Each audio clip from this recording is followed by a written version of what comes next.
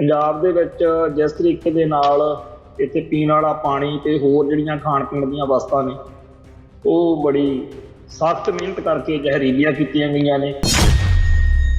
ਇੱਥੋਂ ਦੀ ਧਰਤੀ ਹੈ ਜਿਹੜੀ ਉਹਦੇ ਵਿੱਚ ਬਹੁਤ ਜ਼ਿਆਦਾ ਜ਼ਹਿਰੀਲੇ ਤੱਤ ਜਿਹੜੇ ਨੇ ਉਹ ਪਾ ਦਿੱਤੇ ਗਏ ਆ ਤੇ ਪਾਣੀ ਜਿਹੜਾ ਹੈ ਉਹ ਕੈਂਸਰ ਨੂੰ ਜਨਮ ਦਿੰਦਾ। ਇਸ ਕਰਕੇ ਇੱਥੇ ਹੁਣ ਕੈਂਸਰ ਦਾ ਹਸਪੀਟਲ ਜਿਹੜਾ ਹੈਗਾ ਉਹ ਦੇ ਕੇ ਭਾਰਤ ਸਰਕਾਰ ਨੇ ਬਹੁਤ ਵੱਡਾ ਆਪਦੇ ਵੱਲੋਂ ਅਹਿਸਾਨ ਕੀਤਾ। ਇਸ ਤਰੀਕੇ ਨਾਲ ਅੱਜ ਭਗਵੰਤ ਮਾਨ ਦੀ ਮੋਦੀ ਦੇ ਨਾਲ ਟਿਊਨਿੰਗ ਦੇਖਣ ਨੂੰ ਮਿਲੀ ਆ, ਉਹਦੇ ਤੋਂ ਸਾਫ਼ ਦਿਖਦਾ ਹੈਗਾ ਕਿ ਇਹਨਾਂ ਦਾ ਆਪਸ ਵਿੱਚ ਹੀ ਪਿਆਰ ਸਤਿਕਾਰ ਹੈਗਾ।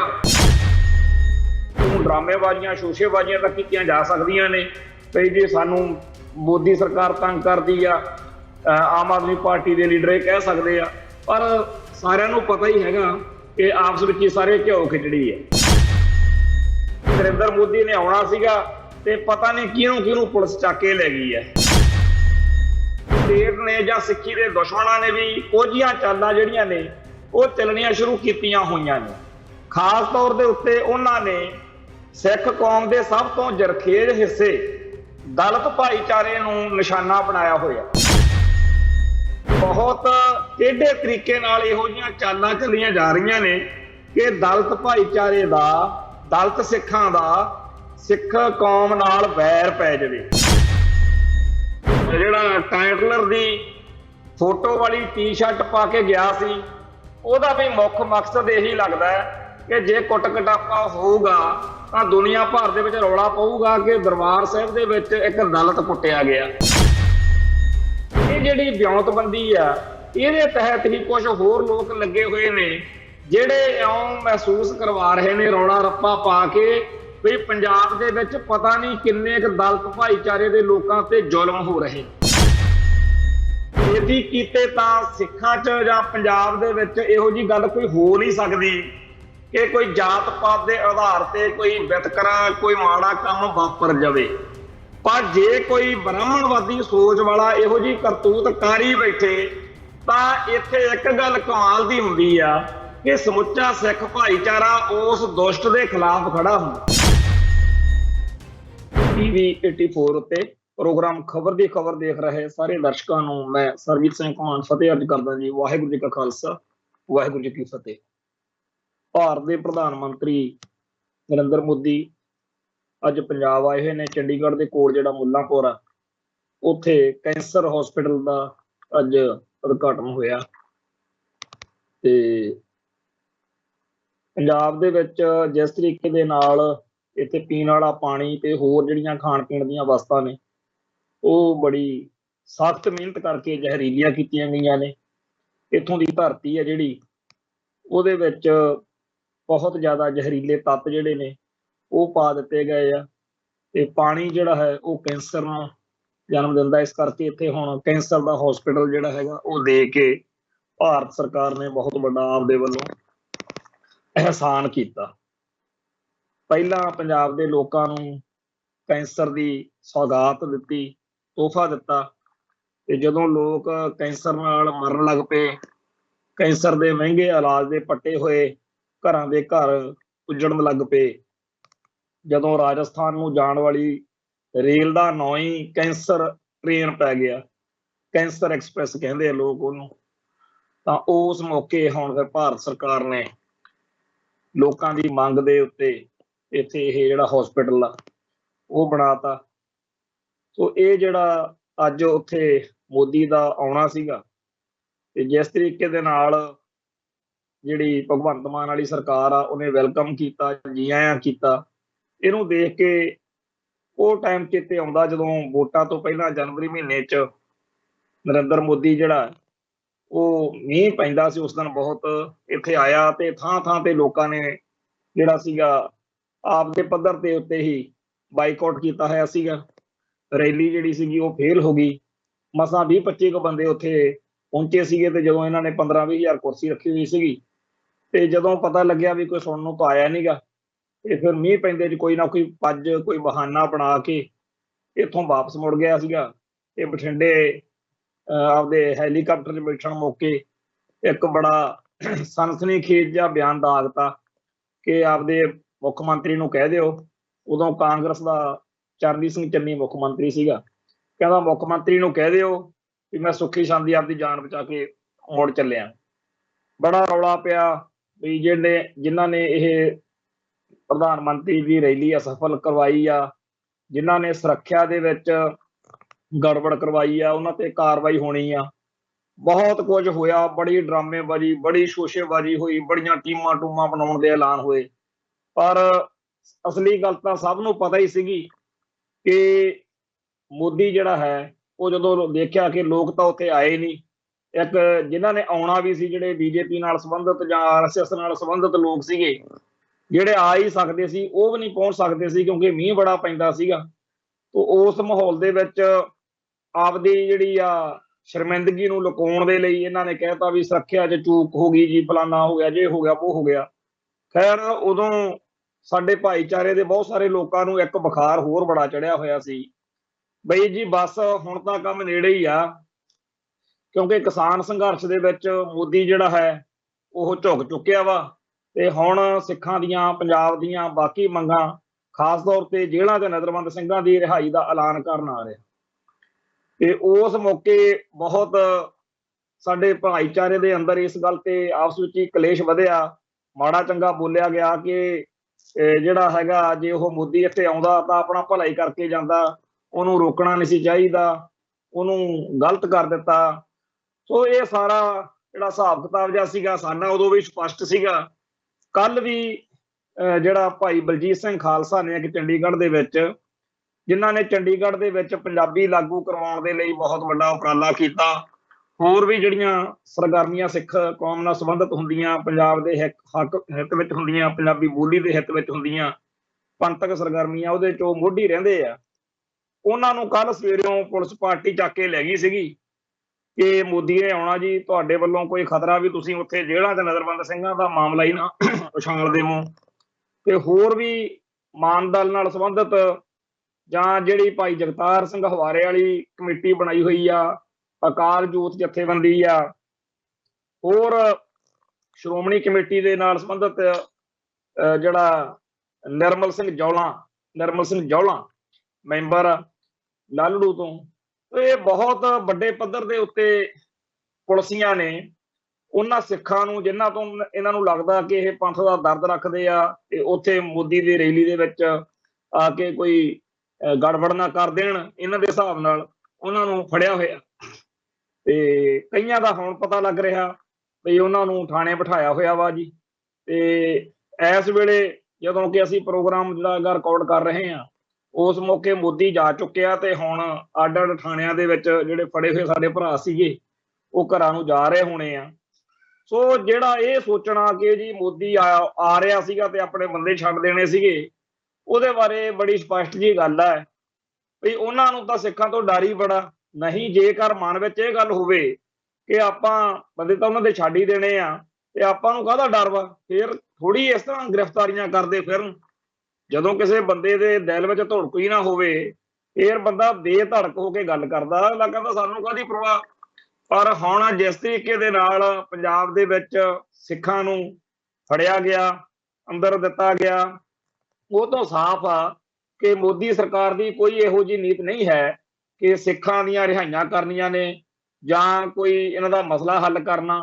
ਉਲਟਾ ਜਿਹੜਾ ਉਹ ਤਾਂ ਸਿੱਖਾਂ ਨੂੰ ਇੱਕ ਤਰੀਕੇ ਨਾਲ, ਪੰਜਾਬ ਨੂੰ ਇੱਕ ਤਰੀਕੇ ਨਾਲ ਸਜ਼ਾ ਦੇਣੀ ਚਾਹੁੰਦੇ ਆ ਕਿ ਤੁਸੀਂ ਬੀਜੇਪੀ ਦਾ ਸਾਥ ਨਹੀਂ ਨਾ ਦਿੱਤਾ।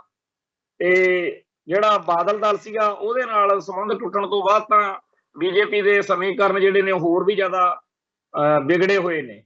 ਸੋ ਉਹਨਾਂ ਨੇ ਪੰਜਾਬ ਦੇ ਵਿੱਚ ਆਪਦੀ ਬੀ ਟੀਮ ਆ ਜਿਹੜੀ ਆਮ ਆਦਮੀ ਪਾਰਟੀ, ਉਹਨੂੰ ਸੱਤਾ ਦਵਾਈ ਹੋਈ ਆ। ਤੇ ਜਿਸ ਤਰੀਕੇ ਨਾਲ ਅੱਜ ਭਗਵੰਤ ਮਾਨ ਦੀ ਮੋਦੀ ਦੇ ਨਾਲ ਟਿਊਨਿੰਗ ਦੇਖਣ ਨੂੰ ਮਿਲੀ ਆ, ਉਹਦੇ ਤੋਂ ਸਾਫ਼ ਦਿਖਦਾ ਹੈਗਾ ਕਿ ਇਹਨਾਂ ਦਾ ਆਪਸ ਵਿੱਚ ਹੀ ਪਿਆਰ ਸਤਿਕਾਰ ਹੈਗਾ। ਤੇ ਆਹੇ ਰਾਜ ਉਹ ਜਿਹੜੀ ਪਾਰਟੀ ਦਾ ਮਰਜ਼ੀ ਹੋਵੇ, ਉਹ ਡਰਾਮੇਬਾਜ਼ੀਆਂ, ਸ਼ੋਸ਼ੇਬਾਜ਼ੀਆਂ ਤਾਂ ਕੀਤੀਆਂ ਜਾ ਸਕਦੀਆਂ ਨੇ ਵੀ ਜੇ ਸਾਨੂੰ ਮੋਦੀ ਸਰਕਾਰ ਤੰਗ ਕਰਦੀ ਆ, ਆਮ ਆਦਮੀ ਪਾਰਟੀ ਦੇ ਲੀਡਰ ਇਹ ਕਹਿ ਸਕਦੇ ਆ, ਪਰ ਸਾਰਿਆਂ ਨੂੰ ਪਤਾ ਹੀ ਹੈਗਾ ਕਿ ਆਪਸ ਵਿੱਚ ਹੀ ਸਾਰੇ ਘਿਓ ਖਿਚੜੀ ਹੈ। ਤੇ ਜਿਹੜਾ ਸਿੱਖ ਨੌਜਵਾਨਾਂ ਦੀਆਂ ਰਿਹਾਈਆਂ ਵਾਲਾ ਮਸਲਾ, ਉਹਦੇ ਵਿੱਚ ਤਾਂ ਆਪਾਂ ਨੂੰ ਬੜਾ ਇਸ ਗੱਲੋਂ ਸਪਸ਼ਟ ਵਾ ਕਿ ਇਹ ਰਿਹਾਈਆਂ ਤਾਂ ਪਿਛਲੇ ਦੌਰ ਦੇ ਵਿੱਚ ਸਿਆਸੀ ਕਾਰਨਾਂ ਕਰਕੇ ਹੁੰਦੀਆਂ ਰਹਿ ਗਈਆਂ। ਜਦੋਂ ਵਾਜਪਾਈ ਦੀ ਸਰਕਾਰ ਸੀ ਉਦੋਂ ਬਾਦਲ ਸਾਹਿਬ ਨੂੰ ਜਦੋਂ ਪਤਾ ਲੱਗਿਆ ਵੀ ਰਿਹਾਈਆਂ ਹੋਣ ਲੱਗੀਆਂ ਨੇ, ਇਹ ਤਾਂ ਜਿਵੇਂ ਕਹਿੰਦੇ ਹੁੰਦੇ ਆ ਵੀ ਹੱਥੜ ਪਿੱਟਣ ਲੱਗ ਗਏ, ਇਹ ਤਾਂ ਸਾਡਾ ਕੰਮ ਹੀ ਖਰਾਬ ਹੋ ਜਾਊਗਾ ਜੀ ਜੇ ਇਹ ਰਿਹਾਈਆਂ ਹੋ ਗਈਆਂ। ਸੋ ਰਿਹਾਈਆਂ ਜਿਹੜੀਆਂ ਨੇ ਉਹ ਤਾਂ ਕੇਂਦਰ ਦੀ ਸਰਕਾਰ ਕਦੇ ਨਾ ਕਦੇ ਕਿਸੇ ਨਾ ਕਿਸੇ ਮੋੜ ਤੇ ਆਪਦੇ ਨਜ਼ਰੀਏ ਤੋਂ ਆਪਦੇ ਹਿੱਤਾਂ ਨੂੰ ਦੇਖਦਿਆਂ ਹੋਇਆਂ ਕਰ ਹੀ ਦਊਗੀ। ਪਰ ਪੰਜਾਬ ਦੇ ਵਿੱਚ ਜਿਹੜੇ ਬਾਦਲ ਦਲ ਵਾਲੇ ਆ ਉਹਨਾਂ ਦਾ ਬੇੜਾ ਬਹਿ ਜਾਂਦਾ ਤੇ ਉਹ ਕੰਮ ਖਰਾਬ ਕਰਦੇ ਰਹੇ। ਆ ਜਿਹੜਾ ਪੰਜਾਬ ਦੇ ਵਿੱਚ ਸਮੇਧ ਸੈਣੀ ਵਰਗੇ ਬੁੱਚੜਾਂ ਨੂੰ ਸਾਡੇ ਸਿਰ ਤੇ ਬਿਠਾਇਆ, ਜਾਂ ਡੇਰਾ ਸਰਸੇ ਵਾਲੇ ਵਰਗਿਆਂ ਨੂੰ ਬੇਅਦਬੀਕਰਨ ਕਰਾਉਣ ਵਾਲਿਆਂ ਨੂੰ ਜਿਸ ਤਰੀਕੇ ਨਾਲ ਸੁੱਖ ਸਹੂਲਤਾਂ ਦਿਵਾਉਂਦੇ ਰਹੇ ਆ, ਅੱਜ ਬੇਸ਼ੱਕ ਖੂੰਜੇ ਲਾਤੇ ਆ ਪੰਥ ਨੇ, ਪਰ ਹਜੇ ਵੀ ਹੱਥ ਪੱਲੇ ਮਾਰ ਰਹੇ ਨੇ। ਤੇ ਇਹ ਸਾਨੂੰ ਤਾਂ ਪਤਾ ਹੀ ਨਹੀਂ ਲੱਗਦਾ ਵੀ ਕਿਹੜਾ ਸਾਡੀ ਪਿੱਠ 'ਚ ਛੁਰਾ ਮਾਰ ਜਾਂਦਾ ਤੇ ਕਿੱਧਰੋਂ ਵਾਰ ਹੋ ਜਾਂਦਾ। ਆ ਹੁਣ ਅੱਜ ਜਦੋਂ ਚਰਚਾ ਸਾਰੇ ਪਾਸੇ ਹੋ ਰਹੀ ਆ ਵੀ ਸਾਡੇ ਪਿਆਰੇ ਵੀਰ ਜਿਹੜਾ ਬਰਤਾਨਵੀ ਨਾਗਰਿਕ ਹੈ ਜਗਤਾਰ ਸਿੰਘ ਜੱਗੀ ਚੋਹਲ, ਵੀ ਉਹਦੀ ਗ੍ਰਿਫਤਾਰੀ ਪਿੱਛੇ ਵੀ ਯੂਕੇ ਦੀਆਂ ਜਿਹੜੀਆਂ ਖੁਫੀਆ ਏਜੰਸੀਆਂ ਨੇ ਉਹਨਾਂ ਦਾ ਹੱਥ ਵਾ। ਬੜਾ ਇਸ ਗੱਲ ਨੇ ਲੋਕਾਂ ਨੂੰ ਕਰਾਰਾ ਝਟਕਾ ਮਾਰਿਆ ਵਾ। ਸਿੱਖ ਚੇਤਨਾ ਜਿਹੜੀ ਆ ਉਹਨੂੰ ਲੱਗਦਾ ਸੀਗਾ ਕਿ ਇਹ ਗੱਲ ਸਾਡੇ ਨਾਲ ਜਿਹੜਾ ਵਧੀਕੀਆਂ ਹੋ ਰਹੀਆਂ ਨੇ ਉਹ ਭਾਰਤ ਸਰਕਾਰ ਕਰਦੀ ਆ, ਹਿੰਦੂ ਤਵਾ ਕਰਦਾ। ਪਰ ਆਹ ਜਿਹੜਾ ਕੰਮ ਅੱਜ ਨੰਗਾ ਹੋਇਆ ਭਈ ਜੱਗੀ ਜੋਹਲ ਦੀ ਗ੍ਰਿਫਤਾਰੀ ਆ ਜਿਹੜੀ ਉਹ ਤਾਂ ਕਰਵਾਈ ਯੂਕੇ ਨੇ। ਇਹਦੇ ਨਾਲ ਸਿੱਖਾਂ ਦਾ ਅੱਜ ਜਿਹੜਾ ਮਾਨਸਿਕ ਤੌਰ ਦੇ ਉੱਤੇ ਸੰਤਾਪ ਆ ਉਹ ਬਹੁਤ ਵਧਿਆ ਹੋਇਆ। ਕੋਈ ਰਾਹ ਨਹੀਂ ਦਿਖ ਰਿਹਾ ਵੀ ਕਿਸੇ ਪਾਸਿਓਂ ਕੋਈ ਜਿਹੜਾ ਜਿਵੇਂ ਕਹਿ ਦਈਏ ਵੀ ਚੱਜ ਹਾਲ ਦਾ ਜਿਹੜਾ ਸਾਨੂੰ ਮਿਲ ਰਿਹਾ ਹੋਵੇ ਕੋਈ ਸੰਕੇਤ। ਪਰ ਫਿਰ ਵੀ ਧੰਨ ਆ ਸਿੱਖ ਕੌਮ ਜਿਹੜੀ ਅੱਜ ਵੀ ਆਪਦੇ ਧਿਰਗ ਉੱਤੇ ਖੜੀ ਆ, ਆਪਦੇ ਸਿਦਕ ਨੂੰ ਨਿਭਾ ਰਹੀ ਆ। ਤੇ ਆਏ ਦਿਨ ਸਿੱਖਾਂ ਲਈ ਨਵੇਂ ਸਵਾਲ, ਨਵੀਆਂ ਵਿਪਤਾਵਾਂ, ਨਵੇਂ ਸੰਤਾਪ ਜਿਹੜੇ ਆ ਉਹ ਪੈਦਾ ਹੋ ਰਹੇ ਆ। ਜਿਵੇਂ ਅੱਜ ਸੰਗਰੂਰ ਜ਼ਿਲ੍ਹੇ ਦੇ ਵਿੱਚ ਮਸਤੂਆਣਾ ਸਾਹਿਬ ਗੁਰਦੁਆਰੇ ਦੇ ਵਿੱਚ ਸਵੇਰੋਂ ਇੱਕ ਬੇਅਦਬੀ ਕਰਨ ਦੀ ਨੀਤ ਨਾਲ, ਜਿਵੇਂ ਇੱਥੇ ਦਰਬਾਰ ਸਾਹਿਬ ਅੰਮ੍ਰਿਤਸਰ ਇੱਕ ਬਣ ਗਿਆ ਸੀ ਨਾ, ਉਵੇਂ ਉੱਥੇ ਵੀ ਇੱਕ ਨੰਗਾ ਜਿਹਾ ਹੋ ਕੇ ਛਾਲ ਮਾਰ ਕੇ ਅੰਦਰ ਵੜ ਗਿਆ। ਪਰ ਉਹ ਪਹਿਲਾਂ ਹੀ ਸਿੱਖ ਨੌਜਵਾਨਾਂ ਨੇ ਉੱਥੇ ਹਾਜ਼ਰ ਸ਼ਰਧਾਲੂਆਂ ਨੇ ਕਾਬੂ ਕਰ ਲਿਆ। ਹੁਣ ਦੱਸਦੇ ਆ ਵੀ ਪੁਲਿਸ ਨੂੰ ਫੜਾਇਆ, ਪਰ ਪੁਲਿਸ ਦਾ ਤਾਂ ਆਪਾਂ ਨੂੰ ਪਤਾ ਹੀ ਆ ਵੀ ਕੀ ਹਿਸਾਬ ਕਿਤਾਬ ਹੈਗਾ। ਇੱਕ ਹਲਕਾ ਜਿਹਾ ਪਰਚਾ ਦਰਜ ਕਰ ਦਿੰਦੇ ਆ ਤੇ 15-20 ਦਿਨੀ ਜ਼ਮਾਨਤ ਕਰਾ ਕੇ ਉਹ ਬੰਦਾ ਬਾਹਰ ਆ ਜਾਂਦਾ। ਜਦੋਂ ਪਿੱਛੇ ਜੇ ਜਥੇਦਾਰ ਹਰਪ੍ਰੀਤ ਸਿੰਘ ਨੇ ਇਹ ਕਾਲ ਦਿੱਤੀ ਸੀਗੀ ਬਈ ਜਿਹੜੇ ਜੇਲ੍ਹਾਂ 'ਚ ਨਜ਼ਰਬੰਦ ਸਿੰਘ ਨੇ ਉਹਨਾਂ ਦੀਆਂ ਫੋਟੋਆਂ ਵਾਲੀਆਂ ਫਲੈਕਸਾਂ ਗੁਰਦੁਆਰਿਆਂ ਦੇ ਬਾਹਰ ਲਾਓ, ਅਸੀਂ ਉਦੋਂ ਵੀ ਇਹ ਗੱਲ ਕਹੀ ਸੀ ਵੀ ਚੰਗੀ ਗੱਲ ਆ ਇਹ ਤਾਂ ਤੁਸੀਂ ਜਿਹੜਾ ਕਰ ਰਹੇ ਹੋ, ਪਰ ਹੋਰ ਵਧੀਆ ਹੋਊਗੀ ਗੱਲ ਕਿ ਜਿਨ੍ਹਾਂ ਨੇ ਬੀਤੇ ਸਮੇਂ ਦੇ ਵਿੱਚ ਬੇਅਦਬੀਆਂ ਕੀਤੀਆਂ ਨੇ ਜਾਂ ਬੇਅਦਬੀ ਦੇ ਕੇਸਾਂ 'ਚ ਜਿਹੜੇ ਅੰਦਰ ਗਏ ਆ ਉਹਨਾਂ ਦੀਆਂ ਫੋਟੋਆਂ ਲਾ ਕੇ ਹਰ ਗੁਰਦੁਆਰੇ ਦੇ ਮੂਹਰੇ ਉਹਨਾਂ ਦਾ ਪੂਰਾ ਵੇਰਵਾ ਲਿਖਿਆ ਜਾਵੇ, ਤਾਂ ਕਿ ਸੰਗਤ ਨੂੰ ਪਤਾ ਹੋਵੇ ਕਿ ਆਹ ਬੰਦੇ ਆ ਜਿਨ੍ਹਾਂ ਦੀ ਆਤਮਾ ਇੰਨੀ ਗਰਕੀ ਹੋਈ ਆ ਕਿ ਇਹ ਸਾਹਿਬ ਸ੍ਰੀ ਗੁਰੂ ਗ੍ਰੰਥ ਸਾਹਿਬ ਜੀ ਦੇ ਪਾਵਨ ਸਰੂਪ ਦੀ ਬੇਅਦਬੀ ਕਰਨ ਲੱਗੇ ਵੀ ਸੋਚਦੇ ਨਹੀਂ ਹੈ। ਉਹਦਾ ਇਹ ਹੁੰਦਾ ਵੀ ਜਿਹੜੇ ਉਸ ਬੰਦੇ ਦੇ ਆਲੇ ਦੁਆਲੇ ਦੇ ਵਾਕਫ ਹੋਣਗੇ, ਉਹਦੇ ਰਿਸ਼ਤੇਦਾਰ ਹੋਣਗੇ, ਉਹਨਾਂ ਨੂੰ ਵੀ ਸ਼ਰਮ ਆਊਗੀ, ਕਿਉਂਕਿ ਕਾਨੂੰਨ ਜਿਹੜਾ ਹੈ ਉੱਥੋਂ ਤਾਂ ਕੋਈ ਦਿਖ ਨਹੀਂ ਰਿਹਾ, ਕੋਈ ਉੱਥੇ ਕੰਮ ਜਿਹੜਾ ਹੈਗਾ ਸੂਤ ਆ ਨਹੀਂ ਰਿਹਾ। ਕਿਉਂਕਿ ਜਿੰਨੇ ਵੀ ਦੋਸ਼ੀ ਹੁਣ ਤੱਕ ਫੜੇ ਗਏ ਆ ਉਹਨਾਂ ਸਾਰਿਆਂ ਦੀ ਬੜੀ ਛੇਤੀ ਰਿਹਾਈ ਹੋ ਜਾਂਦੀ ਆ ਤੇ ਰਿਹਾਈਆਂ ਤੋਂ ਬਾਅਦ ਉਹ ਚੜਾਉਂਦੇ ਫਿਰਦੇ ਆ ਵੀ ਅਸੀਂ ਬੇਅਦਬੀ ਕੀਤੀ ਸੀ, ਸਾਡਾ ਕੀ ਵਿਗੜ ਗਿਆ। ਜਿਹੜਾ ਸਭ ਤੋਂ ਮੇਨ ਕੇਸ ਆ ਜਦੋਂ ਆਪਣਾ ਬੁਰਜ ਜਵਾਹਰ ਕੇ ਤੋਂ ਸਰੂਪ ਚੋਰੀ ਹੋਇਆ, ਜਿਹਦੇ ਬਾਰੇ ਇਸ਼ਤਿਹਾਰ ਛਾਪ ਕੇ ਲਾਏ, ਉਹ ਸਾਰੇ ਕਾਸੇ ਦੀ ਜਿਹੜੀ ਕਮਾਂਡ ਸੀਗੀ ਉਸ ਮੌਕੇ ਡੇਰਾ ਸਰਸਾ ਵਾਲੇ ਮਹਿੰਦਰਪਾਲ ਬਿੱਟੂ ਦੇ ਹੱਥ ਵਿੱਚ ਸੀਗੀ। ਮਹਿੰਦਰਪਾਲ ਬਿੱਟੂ ਜਿਹੜਾ ਬਾਅਦ ਵਿੱਚ ਸਿੱਖ ਨੌਜਵਾਨਾਂ ਦੇ ਰੋਹ ਦਾ ਸ਼ਿਕਾਰ ਹੋ ਗਿਆ ਨਾਭੇ ਜੇਲ੍ਹ ਦੇ ਵਿੱਚ। ਹੁਣ ਤੁਸੀਂ ਇਹ ਦੇਖ ਲਓ ਵੀ ਉਹਦੇ ਲਈ ਇਨਕੁਆਰੀ ਖੋਲੀ ਆ ਸਰਕਾਰ ਨੇ। ਬੇਅਦਬੀ ਦੇ ਦੋਸ਼ਾਂ ਵਿੱਚ ਉਹਦੇ ਟੋਲੇ ਨੂੰ, ਉਹਦੇ ਸਾਥੀਆਂ ਨੂੰ ਸਜ਼ਾ ਤਾਂ ਕੀ ਹੋਣੀ ਸੀ, ਪਰ ਇੱਥੇ ਉਹਦੇ ਮਰਨ ਤੋਂ ਬਾਅਦ ਵੀ ਜਿਹੜਾ ਹੈ ਇਨਕੁਆਰੀਆਂ ਖੋਲੀਆਂ ਜਾ ਰਹੀਆਂ ਨੇ ਬਿੱਟੂ ਦੇ ਹੱਕ ਵਿੱਚ। ਤੇ ਜਦੋਂ ਉਹਦਾ ਕਤਲ ਹੋਇਆ ਸੀ ਉਸ ਮੌਕੇ ਬੜਾ ਰੰਡੀ ਰੋਣਾ ਪਾਇਆ ਕਈਆਂ ਨੇ ਕਿ ਜੀ ਸਬੂਤ ਮਿਟਾ ਤੇ, ਇਹ ਤਾਂ ਜੀ ਇਹ ਤੋਂ ਬੜੀਆਂ ਗੱਲਾਂ ਨਿਕਲ ਸਕਦੀਆਂ ਸੀਗੀਆਂ, भाई ਉਹਦਾ ਤਾਂ ਜਿਹੜਾ ਕੁਝ ਸਾਫ਼ ਦਿਖਦਾ ਸੀ ਉਦੋਂ ਜਿਨ੍ਹਾਂ ਨੇ ਕੰਮ ਕੀਤਾ, ਤੇ ਹੁਣ ਬਾਕੀ ਜਿਹੜੇ ਦੁਸ਼ਟ ਨੇ ਉਹ ਆਰਾਮ ਦੇ ਨਾਲ ਆਪੋ ਆਪਦੇ ਘਰੇ ਬੈਠੇ ਆ।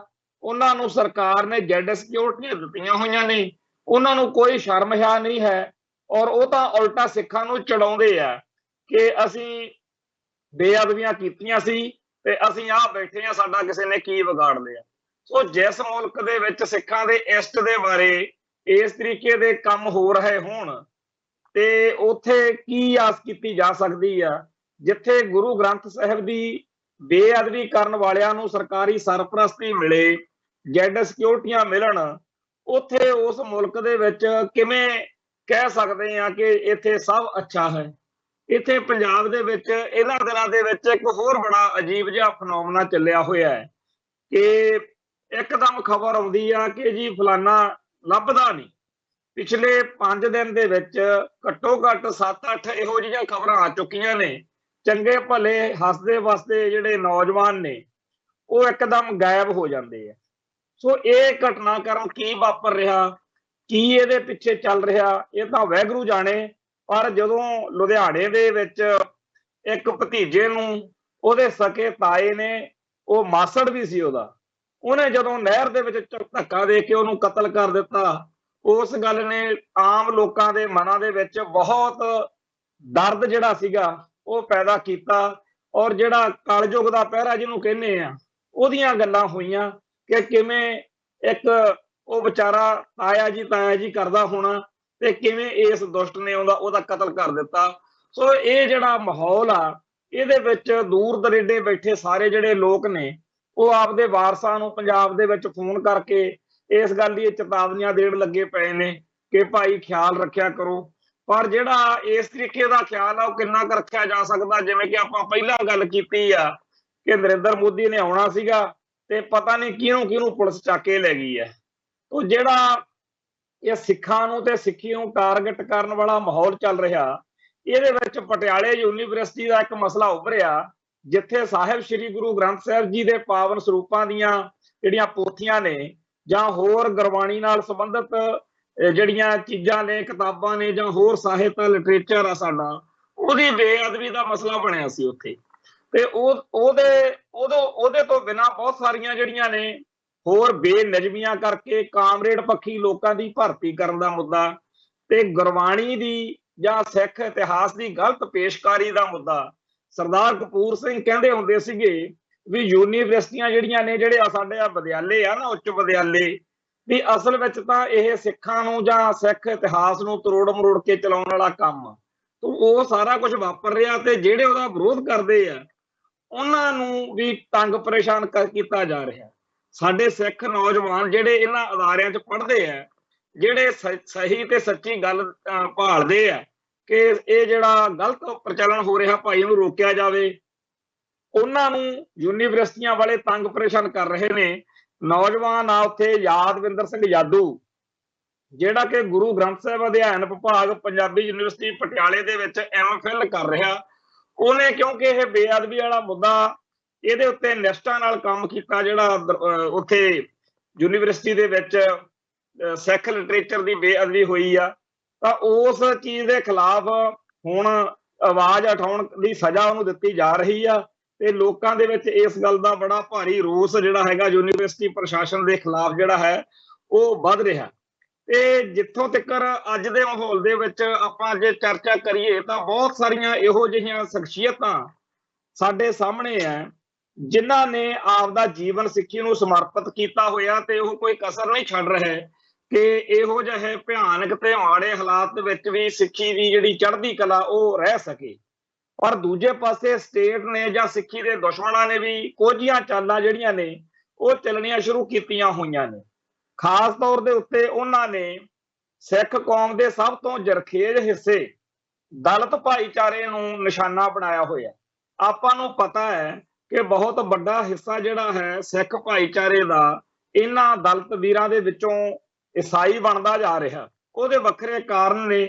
ਸ਼ੁਕਰ ਆ ਹੁਣ ਸ਼੍ਰੋਮਣੀ ਗੁਰਦੁਆਰਾ ਪ੍ਰਬੰਧਕ ਕਮੇਟੀ ਜਾਂ ਗਿਆਨੀ ਹਰਪ੍ਰੀਤ ਸਿੰਘ ਜੋ ਬਾਦਲ ਦਲ ਵੱਲੋਂ ਅਕਾਲ ਤਖਤ ਸਾਹਿਬ ਦੇ ਜਥੇਦਾਰ ਆ, ਉਹਨਾਂ ਨੇ ਵੀ ਇਸ ਸਮੱਸਿਆ ਨੂੰ ਮੰਨਿਆ। ਨਹੀਂ ਤਾਂ ਆਪਦੀਆਂ ਵੋਟਾਂ ਦੇ ਲਾਲਚ ਵਿੱਚ ਜਿਵੇਂ ਡੇਰਾ ਸਰਸੇ ਵਾਲਿਆਂ ਦਾ ਪੱਖ ਪੂਰਦੇ ਹੁੰਦੇ ਸੀ, ਉਵੇਂ ਈਸਾਈਆਂ ਦੇ ਹਮਲਿਆਂ ਵੱਲੋਂ ਬਾਦਲ ਦਲ ਦੇ ਵੋਟ ਦੇ ਮੱਦੇਨਜ਼ਰ ਸ਼੍ਰੋਮਣੀ ਕਮੇਟੀ ਤੇ ਅਕਾਲ ਤਖਤ ਨੇ ਅੱਖਾਂ ਮੀਚੀਆਂ ਹੋਈਆਂ ਸੀ ਇਸ ਮਸਲੇ ਤੇ। ਉਹ ਇੱਕ ਮਸਲਾ। ਦੂਸਰੀ ਗੱਲ ਇਹ ਹੋਈ ਹੈ ਕਿ ਬਹੁਤ ਟੇਢੇ ਤਰੀਕੇ ਨਾਲ ਇਹੋ ਜਿਹੀਆਂ ਚਾਲਾਂ ਚੱਲੀਆਂ ਜਾ ਰਹੀਆਂ ਨੇ ਕਿ ਦਲਿਤ ਭਾਈਚਾਰੇ ਦਾ, ਦਲਿਤ ਸਿੱਖਾਂ ਦਾ ਸਿੱਖ ਕੌਮ ਨਾਲ ਵੈਰ ਪੈ ਜਾਵੇ, ਆਪਸੀ ਕੜੱਤਣ ਤੇ ਨਫ਼ਰਤ ਵੱਧ ਜਾਵੇ।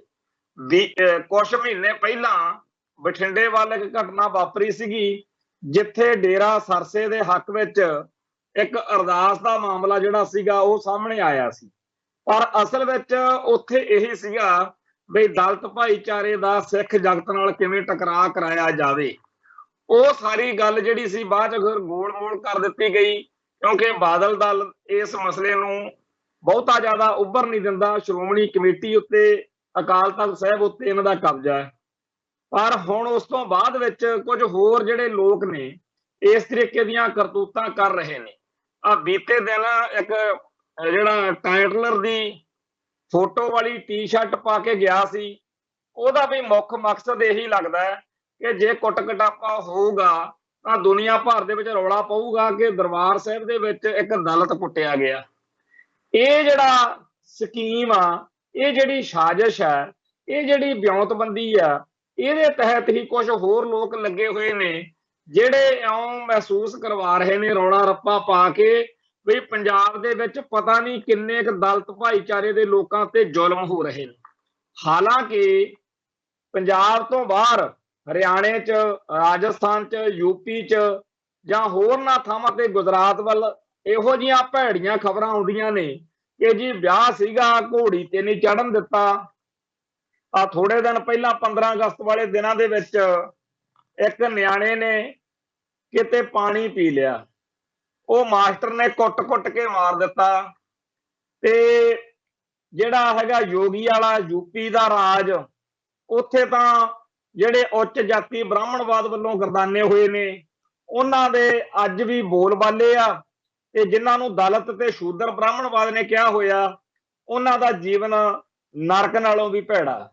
ਪਰ ਉਹਨਾਂ ਪਾਸਿਆਂ ਵੱਲ ਧਿਆਨ ਦੇਣ ਦੀ ਬਜਾਏ ਸਿੱਖ ਜਗਤ ਨੂੰ ਟਾਰਗੇਟ ਕੀਤਾ ਜਾ ਰਿਹਾ, ਸਿੱਖਾਂ ਨੂੰ ਨੀਵਾਂ ਦਿਖਾਉਣ ਦੇ ਲਈ, ਜਾਣ ਬੁੱਝ ਕੇ ਜਲੀਲ ਕਰਨ ਦੇ ਲਈ। ਔਰ ਸਿੱਖ ਇਸ ਗੱਲ ਤੋਂ ਬੜੇ ਔਖ ਮਹਿਸੂਸ ਕਰ ਰਹੇ ਨੇ ਕਿਉਂਕਿ ਇਹੋ ਜਿਹੀ ਗੱਲ ਕੋਈ ਇੱਥੇ ਹੈ ਨਹੀਂ। ਮੈਂ ਅਕਸਰ ਇਹ ਗੱਲ ਪਹਿਲਾਂ ਵੀ ਕਹਿੰਦਾ ਹੁੰਦਾ ਕਿ ਛੇਤੀ ਕੀਤੇ ਤਾਂ ਸਿੱਖਾਂ 'ਚ ਜਾਂ ਪੰਜਾਬ ਦੇ ਵਿੱਚ ਇਹੋ ਜਿਹੀ ਗੱਲ ਕੋਈ ਹੋ ਨਹੀਂ ਸਕਦੀ ਕਿ ਕੋਈ ਜਾਤ ਪਾਤ ਦੇ ਆਧਾਰ ਤੇ ਕੋਈ ਵਿਤਕਰਾ, ਕੋਈ ਮਾੜਾ ਕੰਮ ਵਾਪਰ ਜਾਵੇ।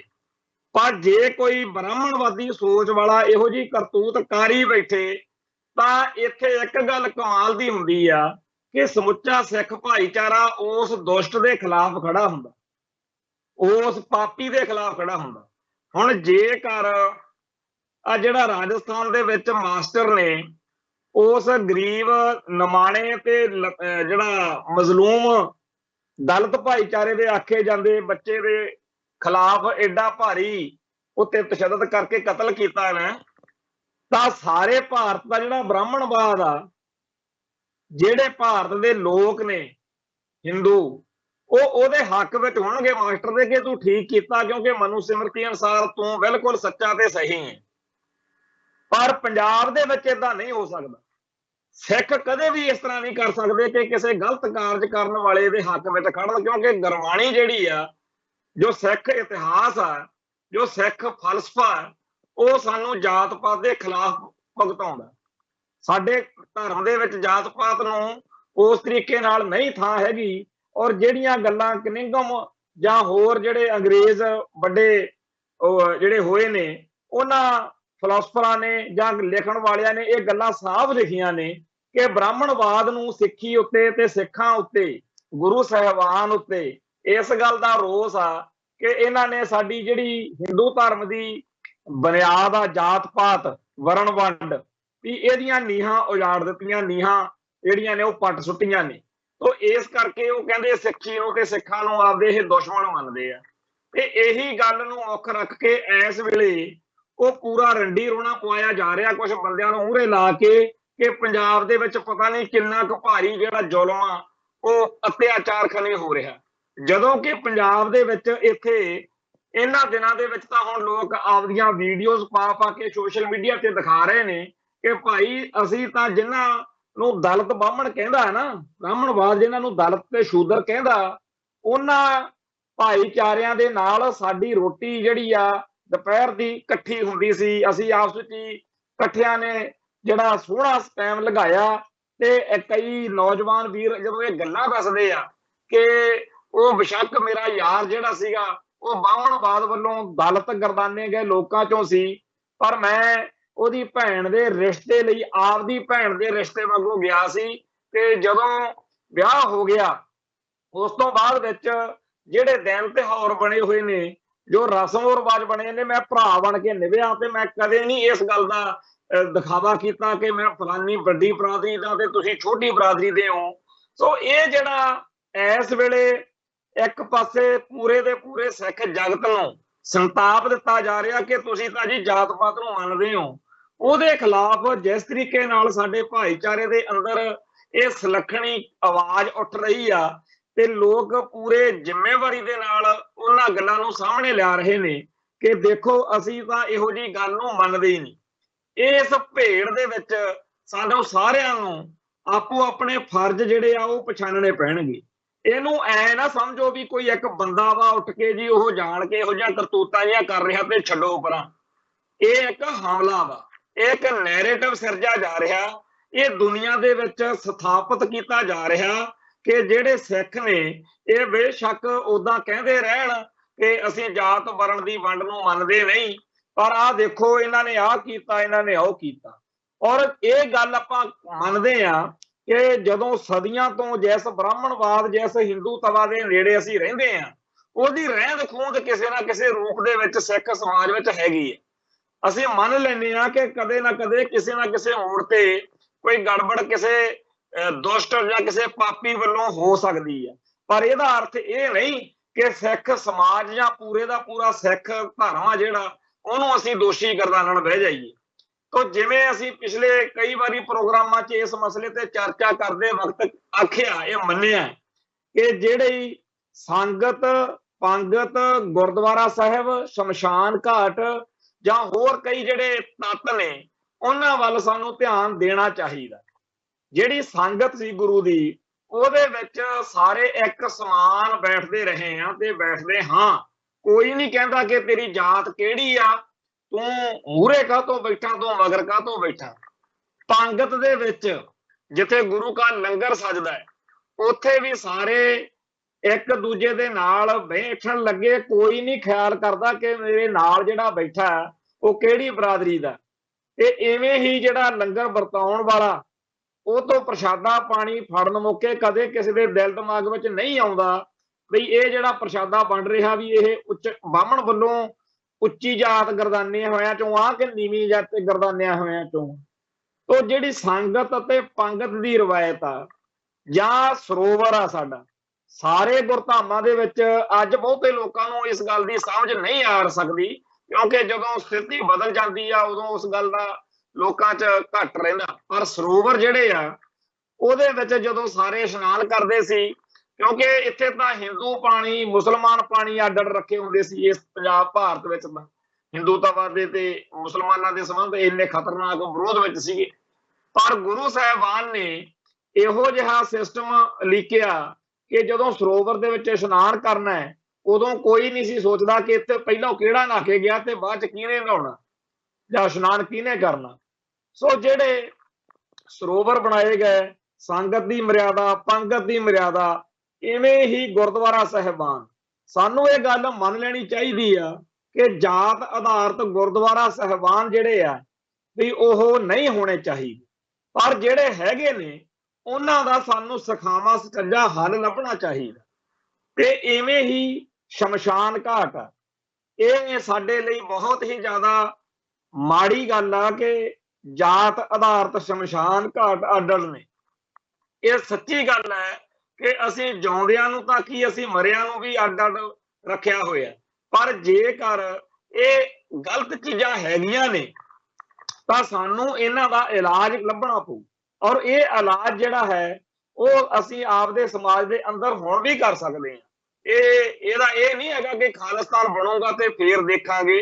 ਇਹ ਸੱਚੀ ਗੱਲ ਆ ਕਿ ਜਦੋਂ ਖਾਲਿਸਤਾਨ ਬਣ ਗਿਆ ਉਦੋਂ ਇਹੋ ਜਿਹੀਆਂ ਬਿਮਾਰੀਆਂ ਆਪਣੇ ਆਪ ਹੀ ਚੱਕੀਆਂ ਜਾਣੀਆਂ ਨੇ, ਕਿਉਂਕਿ ਜਦੋਂ ਸਿੱਖ ਰਿਆਸਤਾਂ ਦਾ ਰਾਜ ਭਾਗ ਰਿਹਾ ਉਦੋਂ ਇਹ ਚੀਜ਼ਾਂ ਨਹੀਂ ਉਸ ਤਰੀਕੇ ਨਾਲ ਸੀਗੀਆਂ।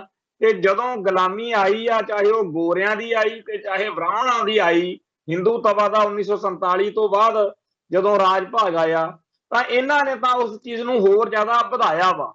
ਜਿਹੜੀਆਂ ਜਾਤ ਆਧਾਰਿਤ ਜਿਹੜੀਆਂ ਧਰਮਸ਼ਾਲਾਵਾਂ ਨੂੰ ਗ੍ਰਾਂਟਾਂ ਦੇਣ ਦਾ ਰਿਵਾਜ ਆਇਆ, ਇਹਨੇ ਹਰ ਥਾਂ ਦੇ ਉੱਤੇ ਵੱਖਰੇ ਗੁਰਦੁਆਰੇ ਬਣਾਉਣ ਦੀ ਬਿਮਾਰੀ ਨੂੰ ਹੋਰ ਜ਼ਿਆਦਾ ਸ਼ਹਿ ਤੇ ਸਮਰਥਨ ਦਿੱਤਾ।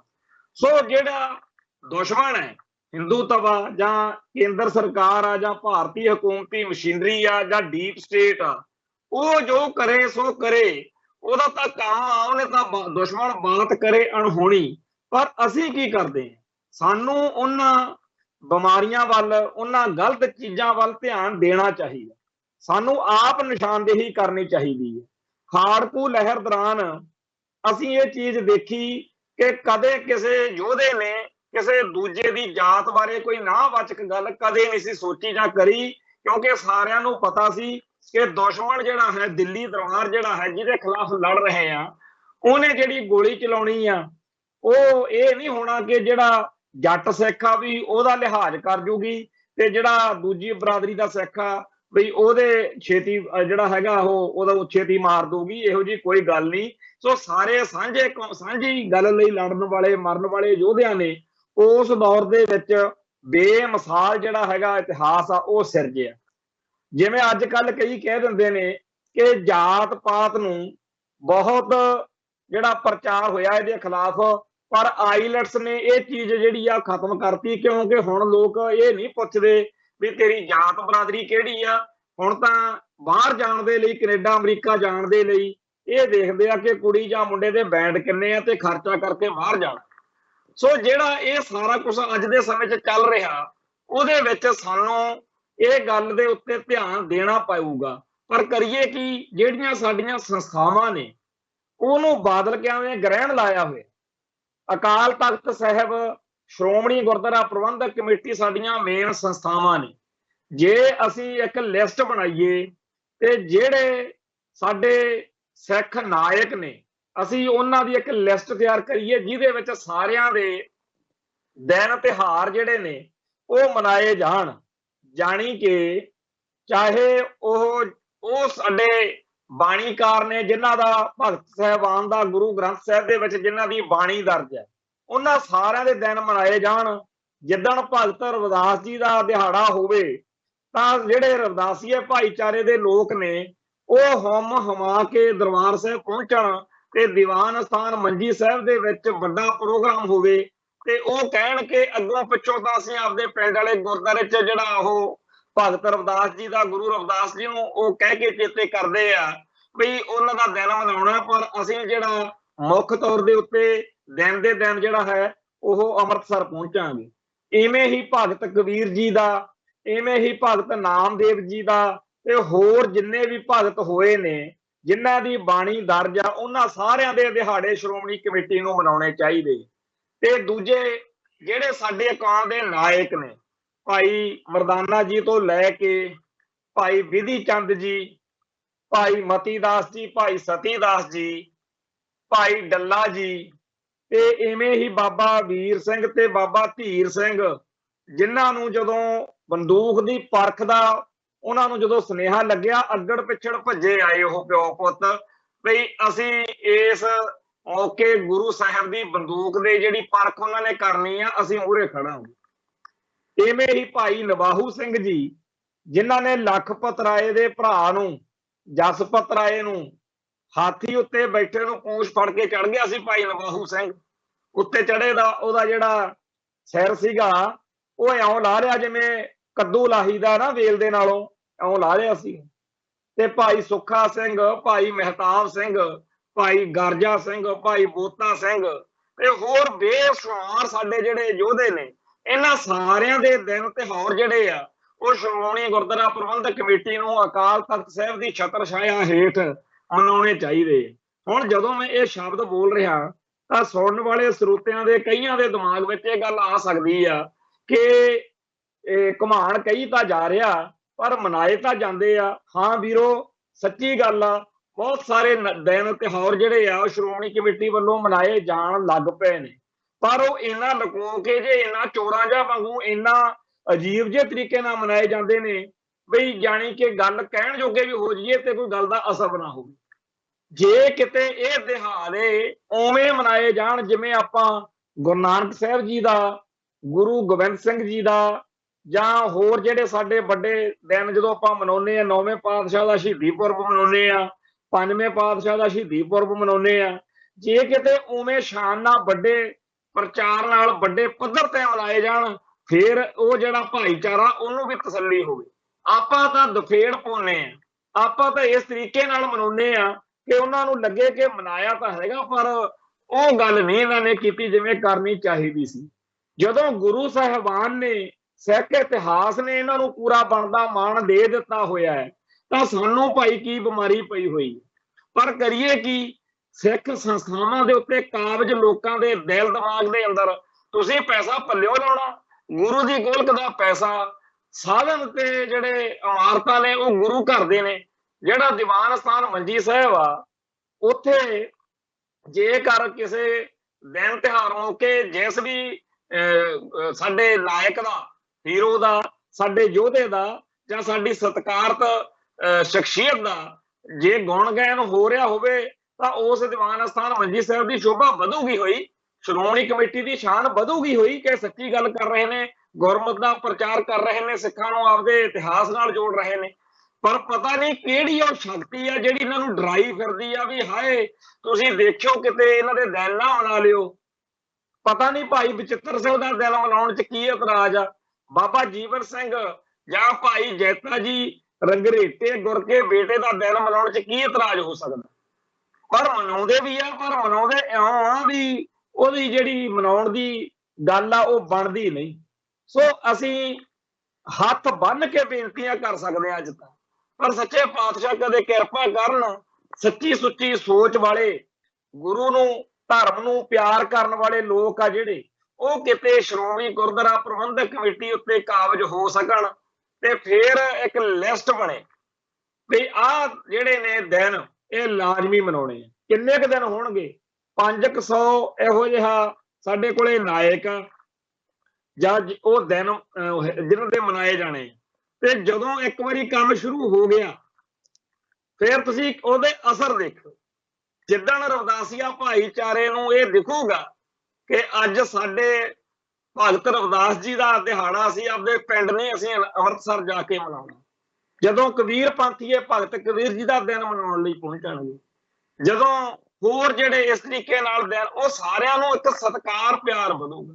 ਉਹ ਅੰਮ੍ਰਿਤ ਛਕਣਗੇ, ਬਾਣੀ ਨਾਲ ਜੁੜਨਗੇ, ਧਰਮ ਨਾਲ ਜੁੜਨਗੇ ਤੇ ਉਹਨਾਂ ਦੇ ਅੰਦਰੋਂ ਹੀਣਤਾ ਮੁੱਕੂਗੀ।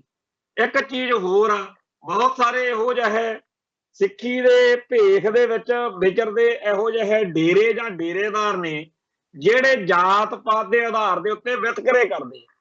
ਜਦੋਂ ਉਹਨਾਂ ਦੀ ਤਾਕਤ ਘਟਣੀ ਆ ਤਾਂ ਉਹ ਇਸ ਤਰੀਕੇ ਨਾਲ ਘਟਣੀ ਆ ਜਦੋਂ ਅਕਾਲ ਤਖਤ ਸਾਹਿਬ ਤੋਂ ਸਿੱਖ ਰਹਿਤ ਮਰਿਆਦਾ ਦੇ ਧਾਰਨੀ ਸਿੱਖਾਂ ਦੀ ਗਿਣਤੀ ਵਧੂਗੀ। ਉਹ ਜਿੱਦਣ ਭਗਤ ਰਵਿਦਾਸ ਜੀ ਦਾ ਦਿਨ ਮਨਾਇਆ ਜਾ ਰਿਹਾ ਹੋਵੇ ਤੇ ਵੱਡੀ ਗਿਣਤੀ ਵਿੱਚ ਇੱਥੇ ਆਏ ਹੋਏ ਸਾਡੇ ਭਰਾ ਅੰਮ੍ਰਿਤਪਾਨ ਕਰਕੇ ਗੁਰੂ ਵਾਲੇ ਬਣਨ, ਉਹਨਾਂ ਨੂੰ ਸਿੱਖ ਰਹਿਤ ਮਰਿਆਦਾ ਜਦੋਂ ਉਹਦੇ ਉੱਤੇ ਉਹ ਪਹਿਰਾ ਦੇਣਗੇ, ਉਹਨਾਂ ਨੇ ਉਹਨਾਂ ਗੱਲਾਂ ਦੀ ਪਰਵਾਹ ਹੀ ਨਹੀਂ ਕਰਨੀ ਜਿਹੜੇ ਆ ਡੇਰੇਦਾਰ ਕਹਿੰਦੇ ਆ ਕਿ ਤੂੰ ਫਲਾਨੀ ਬਰਾਦਰੀ ਦਾ ਮਾਂ, ਅਸੀਂ ਤੇਰਾ ਪ੍ਰਸ਼ਾਦ ਨਹੀਂ ਲੈਣਾ। ਇਹੋ ਜਿਹੇ ਬੜੇ ਸਿੱਖੀ ਦੇ ਦੁਸ਼ਮਣ ਡੇਰੇਦਾਰ ਨੇ ਇਹ ਲੋਕ ਜਿਹੜੇ ਜਾਤ ਪਾਤ ਨੂੰ ਸਿੱਖਾਂ ਚ ਅੱਜ ਵੀ ਲਾਗੂ ਕਰਦੇ। ਔਰ ਇੱਕ ਗੱਲ ਇੱਥੇ ਚੱਲਦੇ ਚੱਲਦੇ ਮੈਂ ਕਹਿ ਕੇ ਸਮਾਪਤੀ ਕਰਨੀ ਆ, ਵਿਸ਼ਾ ਬੜਾ ਗੰਭੀਰ ਆ ਪਰ ਆਪਾਂ ਇਹਦੇ ਤੋਂ ਪਤਾ ਨਹੀਂ ਕਿਉਂ ਸਾਨੂੰ ਵੀ ਕਈ ਕਹਿੰਦੇ ਆ ਭਾਜੀ ਇਹ ਗੱਲਾਂ ਸਮੇਟ ਦਾ ਕਰੋ ਜ਼ਿਆਦਾ, ਪਰ ਮੈਂ ਇੱਕ ਗੱਲ ਕਹਿਣਾ ਹੈ ਕਿ ਇੱਥੇ ਸਾਡੇ ਕਹਿਣਗੇ ਜੀ ਆ ਫਲਾਨਾ ਜੱਟ ਵਾ, ਆ ਫਲਾਨਾ ਜੀ ਭਾਪਾ ਆ, ਫਲਾਨਾ ਬਰਾਦਰੀ। ਅਸੀਂ ਇਹ ਗੱਲਾਂ ਕਰ ਕਰਕੇ ਆਪਦਾ ਨੁਕਸਾਨ ਕਰ ਰਹੇ। ਸੋਢੀ, ਬੇਦੀ, ਤਰੇਹਣ ਤੇ ਭੱਲੇ ਇਹ 4 ਜਿਹੜੇ ਬਰਾਦਰੀਆਂ ਨੇ, ਇਹਨਾਂ ਦੇ ਵਿੱਚੋਂ 10 ਗੁਰੂ ਸਾਹਿਬਾਨ ਹੋਏ ਨੇ। ਕੋਈ ਬਰਾੜ, ਕੋਈ ਗਿੱਲ ਜਾਂ ਕੋਈ ਹੋਰ ਇਸ ਤਰੀਕੇ ਦੀ ਗੱਲ ਤਾਂ ਹੈ ਨਹੀਂ ਸੀ 10 ਗੁਰੂ ਸਾਹਿਬਾਨ। ਤੇ ਬਾਣੀ ਵਿੱਚ ਵੀ ਜ਼ਿਕਰ ਆ, ਬੈਠਾ ਸੋਢੀ ਪਾਤਸ਼ਾਹ, ਭੱਲੇ ਅਮਰਦਾਸ ਗੁਣ ਤੇਰੇ।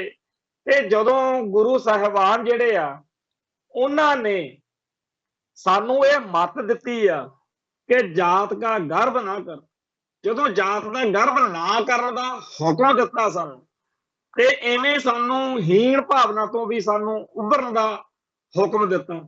ਤੇ ਇਸ ਕਰਕੇ ਉਹ ਵੀ ਮਾੜਾ ਹੈ ਜਿਹੜਾ ਕਹਿੰਦਾ ਕਿ ਤੈਨੂੰ ਪਤਾ ਮੈਂ ਤਾਂ ਫਲਾਨੀ ਜਾਤ ਦਾ ਵਾਂ, ਮੇਰੀ ਬਰਾਦਰੀ ਚ ਫਲਾਨੀ ਗੱਲ ਐ ਹੋਈ ਹੈ।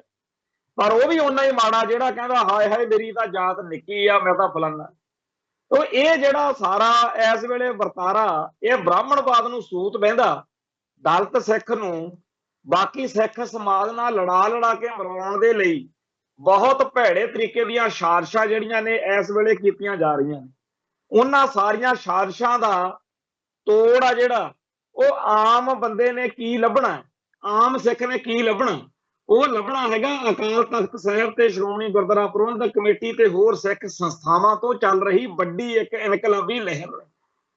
ਪਰ ਫਿਰ ਉੱਥੇ ਹੀ ਗੱਲ ਆ ਜਾਂਦੀ ਹੈ ਕਿ ਸਾਨੂੰ ਸੱਚੇ ਪਾਤਸ਼ਾਹ ਸਮੱਤ ਬਖਸ਼ਣ, ਸਮਰੱਥਾ ਬਖਸ਼ਣ, ਤੇ ਅਸੀਂ ਇੰਨੇ ਜੋਗੇ ਹੋਈਏ ਕਿ ਇਹ ਜਿਹੜੇ ਐਂਟੀ ਪੰਥਕ ਵਰਤਾਰੇ ਆ ਇਹਨਾਂ ਦਾ ਮੂੰਹ ਤੋੜਵਾਂ ਜਵਾਬ ਜਿਹੜਾ ਹੈ ਉਹ ਦੇ ਸਕੀਏ। ਅਕਾਲ ਪੁਰਖ ਵਾਹਿਗੁਰੂ ਦੇ ਚਰਨਾਂ 'ਚ ਅਰਦਾਸ ਬੇਨਤੀ ਕਰਦੇ ਹੋਏ ਫਤਿਹ ਅਰਜ ਕਰਦੇ ਆ ਜੀ। ਬੋਲਦਿਆਂ ਕੋਲੋਂ ਕੋਈ ਸ਼ਬਦ ਉੱਚਾ ਨਹੀਂ ਮੈਂ ਬੋਲਿਆ ਗਿਆ ਹੋਵੇ, ਕਿਸੇ ਵੀਰ ਭਰਾ ਨੂੰ ਗੱਲ ਕੋਈ ਦਿਲ ਨੂੰ ਚੰਗੀ ਨਾ ਲੱਗੀ ਹੋਵੇ, ਉਹਦੇ ਲਈ ਮਾਫੀ ਮੰਗਦੇ ਹੋਏ ਫਤਿਹ ਅਰਜ ਕਰਦੇ ਆ ਜੀ। ਨਾਨਕ ਨਾਮ ਚੜ੍ਹਦੀ ਕਲਾ, ਤੇਰੇ ਭਾਣੇ ਸਰਬੱਤ ਦਾ ਭਲਾ।